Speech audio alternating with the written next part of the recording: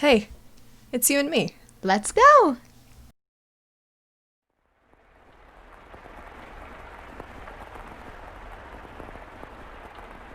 The rain just won't let up. I can't sleep. I wonder what the commotion earlier was about. Oh, for goodness sake. It's all this storm's fault. That's why I can't sleep. Poor kid. I'm just fretting over nothing. I'm sure Nellie was right. It was just a cat. Maybe a dog. I can't sleep! I hardly ever have this much trouble falling asleep. What could this feeling be, I wonder? It's not quite foreboding. Walking around the house at this time of night isn't going to help anything. But I'm not going to fall asleep just lying here. Journey time! The only sounds that could be heard in the dark corridors were the sharp pitter-patter of the rain, his footsteps, and his breathing. Though he was immediately familiar with the layout of the house, that night the hallways felt like an endless labyrinth veiled in shadows. No moonlight shone through the windows, so he naturally found himself moving cautiously, despite being in his own residence. Keeping the palm of his hand pressed up against the chilly wall, he put one foot in front of the other. But to where was he supposed to head? Mel, of course, had no way of answering that question himself. If he hadn't anything, it was guidance from above, the path to his destination lit by flashes of lightning. Or perhaps there was something else leading him along. Ooh. Though he progressed with a fair bit of hesitation in his step, Mel was slowly but surely drawing nearer to one room in particular. What room? I don't know. Are you scared? You're creeping me out. Are you scared? You are scaring me. He made his way through the seemingly endless halls. Why? Because I keep dropping her. I don't mean to, it's just easier. He made his way through the seemingly endless halls. That was her dropping.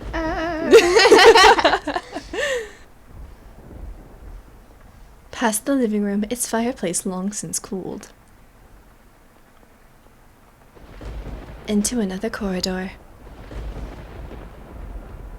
And then stopped outside an Abigail's bedchamber. Why can't you just say yours? I thought all the maids were called Abigails. Oh, were they?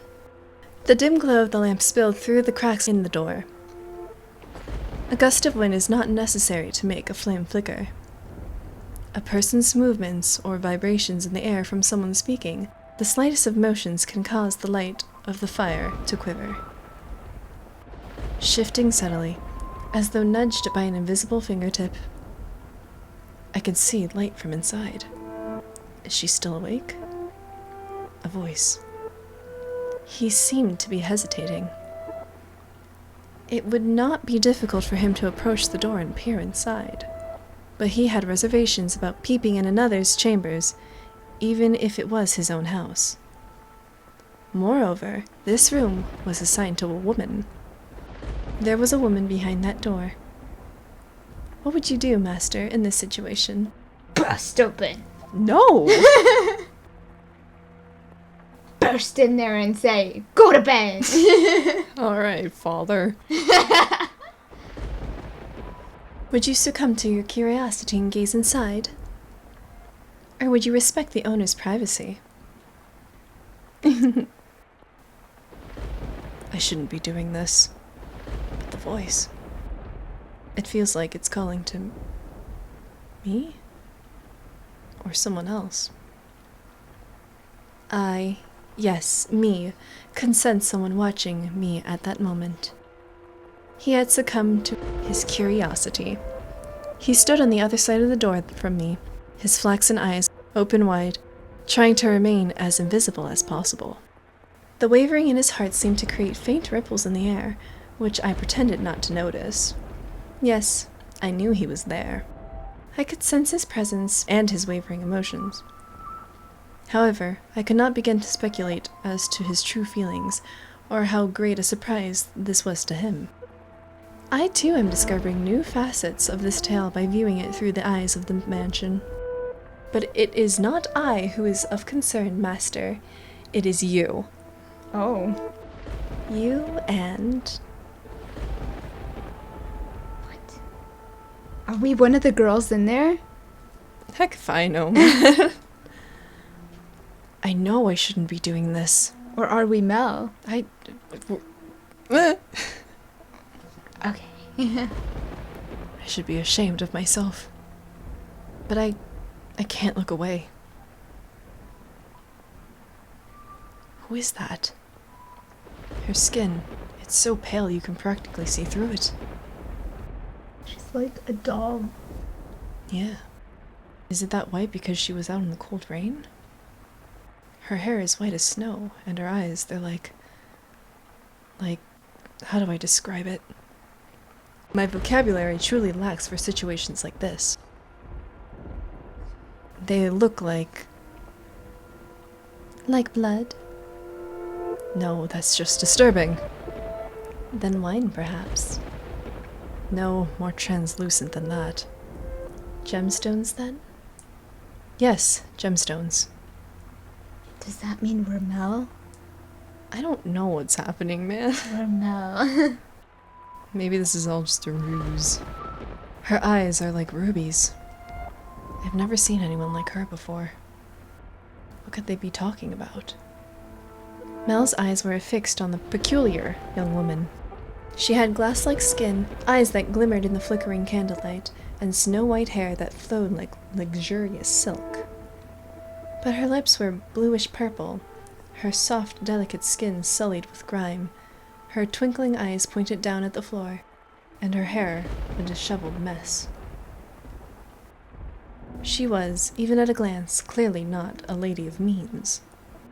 The tips of her fingers were cracked from the cold, her nails pale from malnutrition, and her garb little more than rags. However, true beauty is always visible, no matter what it may be hidden beneath, even wrapped in a veil of insalubrity. Even if she thought herself hideous. I wonder what happened to her. Mel could no longer avert his gaze from the girl's visage. He had, for the time being, forgotten the shame he felt for peeping. Peeper! Naughty, naughty. As he strained his ears to hear the conversation taking place inside, a sickly voice arose from the white-haired girl's purple lips. So feeble was the sound that a gentle breeze blowing through the room could carry it away. I apologize for the trouble. Think nothing of it. Give your apologies and thanks to the mistress. Understood. There is something strangely comforting about this house. Almost as if I've been here before. If my father were here, I'm sure he would be quite fond of it. I am sorry about your father. That's not... There's nothing you could have done, I imagine. When you came to our rescue, he was already... Rescue? Father? Was that perchance what the commotion was about? He stared intently, entranced by the scene unfolding beyond the door. A gaze can often signal one's presence to others more effectively than words. The white-haired girl could likely sense him there as well. She flicked her gemstone-like eyes upwards. Yeah! That was when the boy finally felt a pang of panic. For a split second, his flaxen eyes met her ruby eyes, causing him to recoil from the door. His heart was pounding like the rain outside. Careful not to make a sound, he took 1-2 steps away. Did she catch me? I'm not sure. It was only for a moment. She can't have seen me. The boy did not have the courage to peek in on the room a second time. so he cautiously returned to his bedchamber as quietly as he could manage.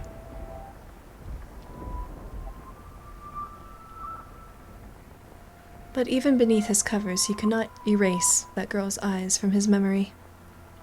Her melancholic red irises, her voice delicate as a glass sculpture, her pale, almost lifeless skin, her pure white hair. Every singular detail kept him from banishing her image from his mind. Nor could he restrain his heavily pounding heart. Who could she be?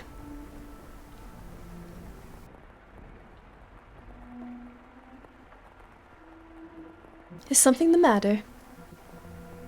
No, I felt someone watching us. It's only your imagination, I'm sure. If not your imagination, then perhaps some unseen force was watching you. Unseen force? Are you familiar with how people refer to this mansion? Rose Manor. Yes, indeed.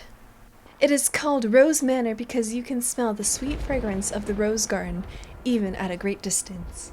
But that is not what I meant. It is said that a witch resides within the house. A witch? I have not heard any such stories. You probably wouldn't have. It was a very, very long time ago. Nothing you need to concern yourself with. You have a peculiar presence about you. Should I consider that a compliment? It's getting late. You should get some rest. A room has already been set aside for you. But first, may I ask you one thing? Yes? I do not believe you have given me your name yet.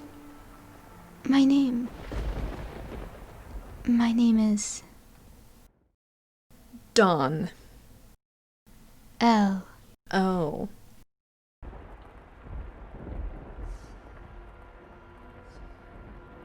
The rain just won't let up. Oh, shoot. Sorry. Are you dragging on a cord? No. The rain just won't let up. Why are you pointing it at me? The rain just won't let up. You specifically pointed the microphone at me. The dim glow of the lamps. The dim glow of the lamp spill. Sorry. You okay? No. No.